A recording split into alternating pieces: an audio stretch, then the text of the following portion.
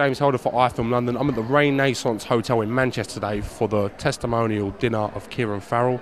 With me, I've got promoter Dave Coldwell. All right, Dave? Hey, mate, how you doing? Really well. I hate the word testimonial dinner. I know it's very premature, but I can't think of another way of phrasing it. Benefit, fundraiser, whatever way you want to call it, really. A moving day for yourself as a promoter. Kieran's journey, watching it all the way through and to this point today. Could you just give us a little reflection, Dave? Well, obviously, I mean, when Kieran signs me, I mean, he was an established prospect. He'd done a good job coming all the way through. And he came to me saying that he wanted big fights. He wanted to push on. He wanted to see how good he was. And the first fight we had, we put him on the Carl Froch, Lucian Butte fight. What a show! He was absolutely buzzing. Buzzing at being on a massive show like that. We managed, thanks to Match, we managed to get him on that, and then got him an area title fight. He won a central area title in exciting fashion, and he had one fight other than that, and then fought Crawler. Which we all know what happened there. When I first met Kieran Farrell, what first struck me about him was his enthusiasm for boxing, his dedication, how much he trained, and how quick he wanted to move forward, how quick he visualised himself going through the stages and getting to be a big champion. What did you say to him in them moments? Was you pushing him forward? What was going through your mind? I didn't need to push him forward. He was the one that, when he came to me saying that he'd boxed, I think it was 12-0, 11-0, and he'd boxed journeyman, and he said, I've had all my journeyman fights, I've had all them sort of fights where your learners fights. He says, I want to go out there, I want to fight the best, I want to get up there and win British titles and world title. He sees himself as a Brandon Rios type. That's one of his heroes, and he wants to get into the big fights. I remember listening to him doing an interview on American radio before the Crawler fight. He's talking big and dreaming big. So we made the Crawler fight, and he showed he was in that league. He believes he won. Some people on the night thought he won. Crawler just nicked it. But it was a competitive fight. Every single round was competitive. So you can't say he was in too deep, because if he was in too deep, it'd have been wiped out. It was a close fight, very, very close fight, a fight of the year contender.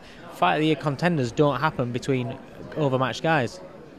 When that fight was announced, I remember the hype on Twitter, everyone saying how much of a great fight that is. It's a 50-50 fight, and it was just really spoke about as a great fight. Do you remember that moment? Everyone tweeting you and saying well done, Coldwell, etc., etc.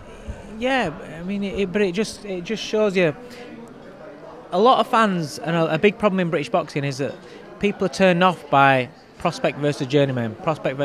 Once you get into double figures as a prospect, you shouldn't be fighting journeyman.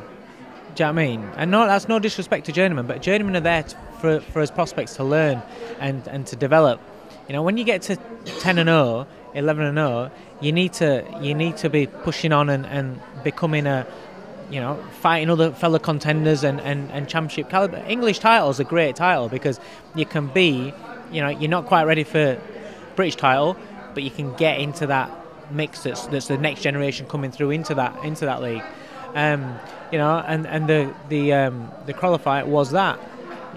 Everybody was going bananas because they knew that it was going to be a great fight, and a lot of people were saying, is it a case of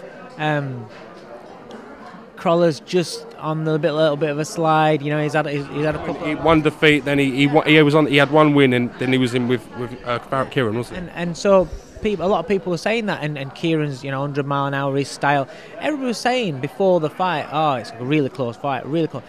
Maybe Crawler's experience might pay dividends, but Kieran could win this. A lot of people were saying that.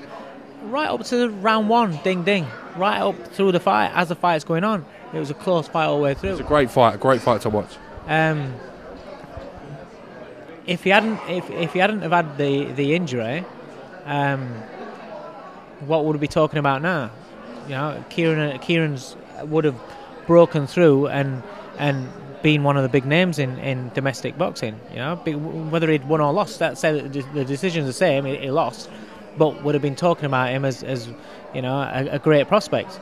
That's boxing. You can't want great fights. You can't want a kid that's 10-0, 11-0 to fight proper fights without making those fights. If you make them fights, you can't then moan about it. Obviously, nobody can see what's going to happen. You know, boxing's an horrible game. You know, whatever happens, you can't really tell. If you could, then there'd be a lot of rich people out there putting on money on fights and winning massively. There'll be a lot of promoters that are winning every single time. You know, you don't know. You roll the dice sometimes. You know, there's no way going into that fight that I would have dreamt in my worst nightmare that what happened to Kieran happened. What's your initial reaction when you heard the news? Obviously, because you're privy to a lot more stuff on the night than other people wouldn't necessarily have seen on the app or whatever else. I was in the ring and it went out to the crowd, and I thought it was like gritting his teeth and geeing up to the crowd. But I saw his legs stiffen right up, and it was horrible. It was horrible. It's the worst moment of my life as in boxing. You know, that was horrible. Seeing him getting, you know, collapsing and getting stretchered out. Yeah, I won't wish that on anybody. Kieran's made tremendous strides since that day. He's went in hospital. He's recovered. He's now on the mend. As we all know, it's been well documented. Kieran will not box again. But with the tragic events that have happened with Michael Norgrove quite recently, I think we should be just quite blessed that Kieran Farrell is actually here today for today. You know, I mean that is absolutely shocking news about Michael. I've been, you know, with Kieran. In anything in life, I kind of like try and flip it onto a positive side. Whatever comes at you, there's a positive side. And I spoke in the days, you know, days after with Kieran, and while I was in hospital, I was saying to him, listen, you've got, because obviously I didn't have to wait and for a doctor to tell Kieran that he can't box again. I said to Kieran that obviously it's not going to happen. You know, when that happens, it's over. You know, but what I was trying to get through to Kieran was, you got a daughter, you just got a baby. You know, there's far bigger things in life than boxing. You know, and although at 22 years old he's got to go out there and find something else to do, people do that. That's what people have to do. Boxers have the licenses took off them and stuff, and can't box again and have to go out and find another thing. The thing is, he's got to find something that he's as passionate about. And training fighters, he's going to be. You know, I know what that feeling is when the first time you have an amateur boxer that you've trained go out to fight. That's when the bug will really hit him. If he thinks he's excited about his gym now, wait until he has his first kid going to go and fight. That is such an adrenaline rush and such a buzz, and then he'll love it. And that's when I think he'll kind of come to terms a bit more about not boxing again. Until that point, it's going to be quite hard for him. But he's got to look at the fact that he's lucky, because he can enjoy his daughter. He can enjoy setting up a gym. You know, Michael Norgrove, you know, God bless him and God bless his family. They can't, you know, he can't do that. You know, and while we're talking about, you know, if people that want to point fingers and things, while we're talking about that, who did Michael Norgrove fight? He didn't fight a devastating fight. And no disrespect to the kid, he didn't have a devastating fight. It wasn't an hard fight. You know, it was just, you know, John Stoneman, I believe. Yeah, you know, it just happened. It was just one of those things. This is boxing. You know, things like that can happen, and it's devastating. It really is, and it's not something you want to see in the game. But everybody that does it, you know, we all know risks. You know, we all know risks. Everybody that does it, you know, people can say what you want, but this is what, you know, you can. It's hard because statistically you can say, oh yeah, there's other sports that are more dangerous and everything. But boxing, fighters going in there, you know, they know they're going in there to punch somebody in the head.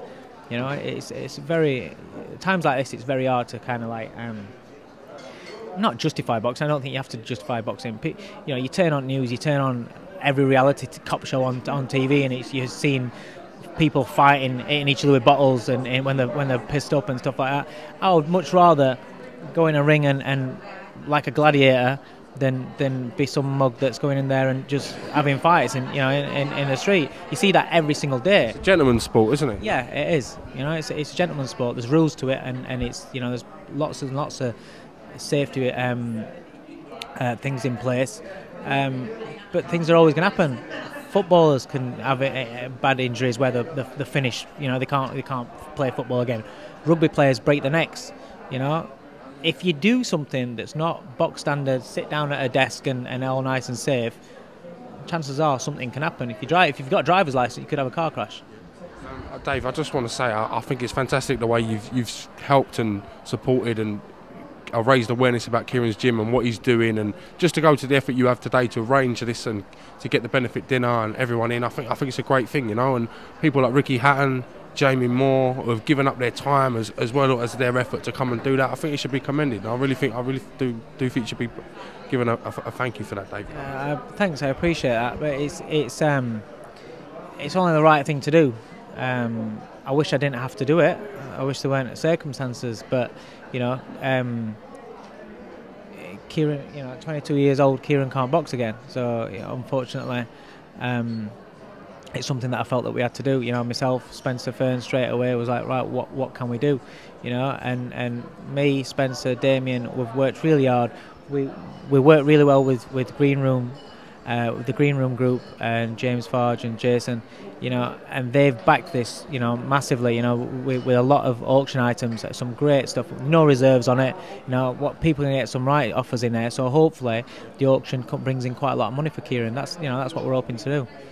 Dave Coldwell, I want to thank you for giving I From London a bit of your time, and I know it's a hard time for yourself as well as it is Kieran Farrell, and I wish Kieran Farrell all the best with what he's doing, and if there's anything I From London can help out with, we're happy to come down as we have. Just coming up here, one thing about yourselves that I film, whether some people when I think, they go to Frank Warren shows, they go to Matchroom shows, whatever, you're everywhere.